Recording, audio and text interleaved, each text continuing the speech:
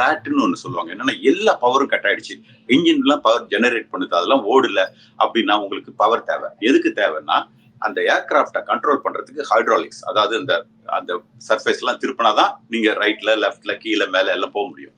அதுக்கு அந்த hydraulics work பண்றதுக்கும் மினிமல் மத்ததெல்லாம் இருக்காது, எதுவும் இருக்காது. ஜஸ்ட் அந்த ஏவியானிக்ஸ்ல தேவையான அளவுக்கு அந்த பவர் வந்து கொடுக்கும். அது எப்படி கொடுக்கும்னா, எல்லாம் ஃபெயில் ஆச்சுன்னா ஆட்டோமேட்டிக்கா கீழே வந்துடும். சின்ன ஒரு கம்பி மாதிரி விழுவும். அது முன்னாடி ஒரு ஃபேன் மாதிரி ரெண்டு பிளேடு. இது எப்படி இயங்குது அப்படின்னா, இப்படி ஃபார்வர்ட்ல காத்துல போகும்போது அந்த காத்துல சுத்தி பவர் ஜெனரேட் பண்ணுது. எப்படி இந்த சின்ன பசங்க காத்தாடி எடுத்துட்டு காத்துல ஓடும்போது சுத்துறதுக்குள்ள அதே மெக்கானிசம் தான், வேற ஒண்ணும் இல்ல. உள்ள வந்து அந்த ஓடும்போது அந்த பவர் ஜெனரேட் பண்ணி அந்த ஹைட்ராலிக்ஸ்க்கு இதுக்கு சப்ளை பண்ணுது. இது எப்ப பயன்படும் அப்படின்னா, நல்ல உயரத்துல போயிட்டு இருக்கும்போது இது மாதிரி டியூயல் இன்ஜின் ஃபெயிலியர் ஏதாவது வந்ததுன்னா, அந்த விமானத்தை கட்டுப்படுத்தி ஒன்னா ஏர்ஃபீல்டு இருந்ததுன்னா கொண்டாந்து இறக்கலாம், அல்லது அப்படி இல்லைன்னா கூட ஒரு ஒரு சேஃபான இடத்துல வந்து அதை லேண்ட் பண்ணலாம், அல்லது வாட்டர்ல டிச் பண்ணலாம். இந்த மாதிரி இடத்துக்கு அது பயன்படும், இல்லைன்னு சொல்ல வரல. ஆனா இந்த 400 அடியில அது இறங்கி பிரயோஜனம் இல்லை, இறங்காத இருந்து பிரயோஜனம் இல்லை.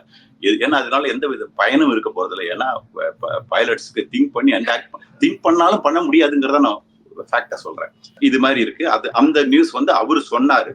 அதை பேஸ் பண்ணி எல்லா பைலட்ஸும் அவங்கவங்க சேனல்ல போட்டுட்டாங்க.